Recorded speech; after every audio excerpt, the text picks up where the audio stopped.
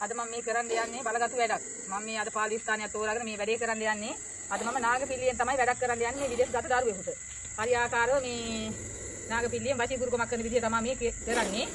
ඒ කියන්නේ පුතේ මේ වශියක් වගේ කරනවා නම් අපි පිළි මාර්ගයෙන් තමයි කරන්න ඕනේ. ඒ වගේ වැඩක් තමයි මම අද මේ දරුවන්ට පෙන්වුම් කරන්නේ. බබා ගන්නකො දරුවනේ මේ වගේ තමයි හරියාකාරව වැඩක් කරනවා නම් වැඩක් කරන්න ඕනේ.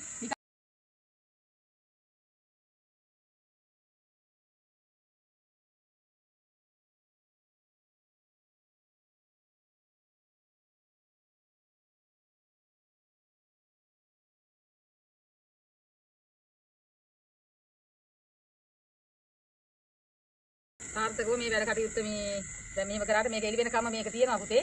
ඉතින් මේ මම ওই දරුවන්ට පෙන්වුම් කරන්නේ මේ නාගපිල්ලියක් යවන මේ ආකාරය තමයි. මේ මෙතන මේ ඉන්නේ නාග කන්‍යාවියක්. හරිද? ඉතින් මේ වැඩ කටයුත්ත හරියාකාරව මම ඔබ මේ ළමයිට කරලා දෙනවා. ඒ වගේම තමයි වැඩක් කර ගන්න තියෙනවා නම් මට වීඩියෝ කෝල් මාර්ගයෙන් දරුවෝ කතා කරන්න. තෙරුවන් සරණයි.